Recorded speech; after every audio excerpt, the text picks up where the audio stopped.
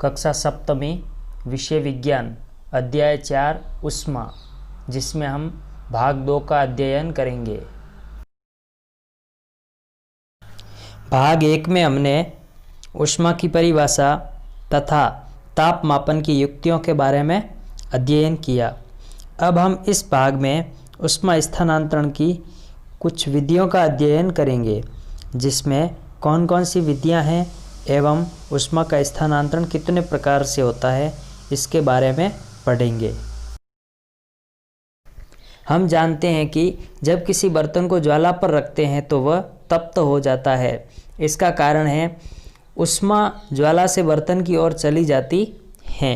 जब बर्तन को ज्वाला से हटा देते हैं तो यह धीरे धीरे ठंडा हो जाता है। ऐसा क्यों होता है? ऊष्मा का स्थानांतरण किस प्रकार से होता है, अब इसके बारे में हम कुछ विधियों का अध्ययन करेंगे। अब हम बात करेंगे धात्विक पदार्थों में ऊष्मा का स्थानांतरण किस प्रकार होता है। एल्यूमीनियम या लोहे जैसी किसी धातु की छड़ अथवा पट्टी को लीजिए। धातु की छड़ के ऊपर छोटे छोटे मोम के टुकड़े चिपकाकर छड़ के एक सिरे को प्रयोगशाला स्टैंड पर कसिए। छड़ के दूसरे सिरे को गर्म करने पर हम देखते हैं कि मोम का कौन सा टुकड़ा सबसे पहले गिरता है। यदि प्रयोगशाला न हो तो इसमें धातु की जो पट्टी है उसको 2 ईंटों के बीच में भी रख सकते हैं, लेकिन इसमें मुख्य ध्यान रखने योग्य यह बात है कि जो मोम के हमने टुकड़े लगाए हैं स्केल के ऊपर, यह टुकड़े समान दूरी पर लगाने चाहिए।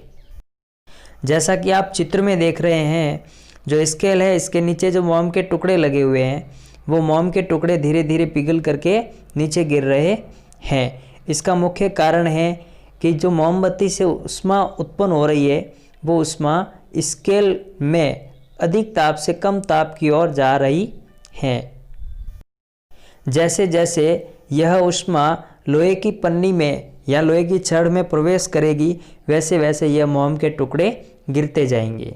इस प्रकार से धातुओं में जो ऊष्मा है उसका स्थानांतरण होता है। चालन के आधार पर पदार्थों का वर्गीकरण। सबसे पहले हम पढ़ेंगे चालक के बारे में। जो पदार्थ अपने से होकर ऊष्मा को आसानी से जाने देते हैं उन्हें ऊष्मा के चालक पदार्थ कहते हैं। यहाँ इन्हें सुचालक पदार्थ भी कहते हैं। इसमें ऊष्मा का प्रवाह आसानी से हो जाता है। उदाहरण के तौर पर एल्यूमीनियम, लोहा, कॉपर, तांबा आदि। ये जो उदाहरण दिए हुए हैं ये सभी ऊष्मा के सुचालक पदार्थ हैं या चालक पदार्थ हैं। इसमें ऊष्मा का प्रवाह बहुत ही आसानी से हो जाता है। ऊष्मा के कुचालक, अचालक या ऊष्मारोधी पदार्थ। जो पदार्थ अपने से होकर ऊष्मा को आसानी से नहीं जाने देते हैं उन्हें ऊष्मा का कुचालक कहते हैं। उदाहरण के लिए प्लास्टिक, लकड़ी। कुचालक पदार्थों को ऊष्मारोधी भी कहा जाता है क्योंकि ये पूर्ण रूप से ऊष्मा को अवरोध करके रोक देते हैं। संवहन, यह भी ऊष्मा स्थानांतरण की एक विधि है। जब जल को गर्म करते हैं तो ज्वाला के पास का जल गर्म हो जाता है। गर्म जल ऊपर की ओर उठता है। इस गर्म जल के आसपास का जल ठंडा होने के कारण उसका स्थान लेने के लिए आ जाता है। फिर यह जल भी गर्म होकर ऊपर की ओर उठता है। आसपास से जल फिर उसके स्थान पर आ जाता है। यह प्रक्रिया निरंतर चलती रहती है जब तक कि सारा जल गर्म नहीं हो जाए। ऊष्मा का स्थानांतरण इस प्रकार की विधि से होता है तो यह संवहन विधि कहलाती है। गर्म जल का घनत्व ठंडे जल की तुलना में कम होता है, इसलिए गर्म जल है वो ऊपर की ओर उठता रहता है और गर्म जल का स्थान है वो ठंडा जल घेरता रहता है। इसी प्रकार से यह जल गर्म हो रहा है, जैसा कि आप चित्र में देख रहे हैं।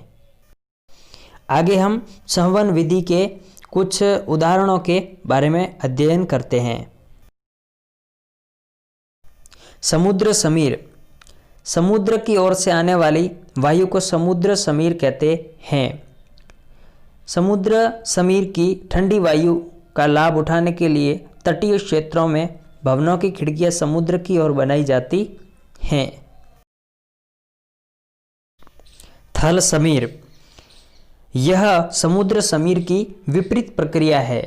रात्रि के समय समुद्र का जल स्थल की अपेक्षा धीमी गति से ठंडा होता है, इसलिए स्थल की ओर से ठंडी वायु समुद्र की ओर बहने लगती है, जिसे थल समीर कहते हैं या स्थल समीर भी कहा जा सकता है। विकिरण, पृथ्वी तथा सूर्य के बीच में अधिकांश स्थान में कोई माध्यम नहीं है, जैसे वायु उपस्थित नहीं है वहाँ पे, अतः सूर्य से हम तक जो ऊष्मा पहुँचती है वो एक अन्य प्रक्रम के माध्यम से पहुँचती है, जिसे हम कहेंगे विकिरण। विकिरण में किसी भी प्रकार के माध्यम की आवश्यकता नहीं होती है, यह माध्यम रहित है। सर्दियों तथा गर्मियों में हमारे पहनने के वस्त्रों के प्रकार। सर्दियों में हम ऊनी वस्त्र पहनते हैं। ऊन ऊष्मारोधी है, इसके अतिरिक्त उनके रेशों के बीच में वायु फंसी रहती है। यह वायु हमारे शरीर की ऊष्मा को ठंडे परिवेश की ओर विकृत होने से रोकती है। हम उष्णता का अनुभव कर सकते हैं या एहसास कर सकते हैं, अतः हम सर्दियों के समय में ऊनी वस्त्र पहनना पसंद करते हैं। अब हम बात करेंगे इस अध्याय से संबंधित बोध प्रश्नों के बारे में। पहला प्रश्न, ऊष्मा का गर्म पदार्थों से ठंडे पदार्थों में स्थानांतरण क्या कहलाता है? उत्तर, ऊष्मा का स्थानांतरण। प्रश्न क्रमांक 2, ऊष्मा स्थानांतरण की वह कौन सी विधि है जिसमें माध्यम की आवश्यकता नहीं होती? उत्तर, विकिरण विधि। प्रश्न क्रमांक 3, चालक किसे कहते हैं? उत्तर, वे पदार्थ जिसमें ऊष्मा का स्थानांतरण आसानी से होता है उसे चालक कहते हैं। प्रश्न क्रमांक 4, ऊष्मारोधी दो पदार्थों के नाम लिखिए। उत्तर, रबड़ तथा लकड़ी। प्रश्न क्रमांक 5, समुद्र समीर क्या है? उत्तर, समुद्र की ओर से आने वाली वायु समुद्र समीर कहलाती है।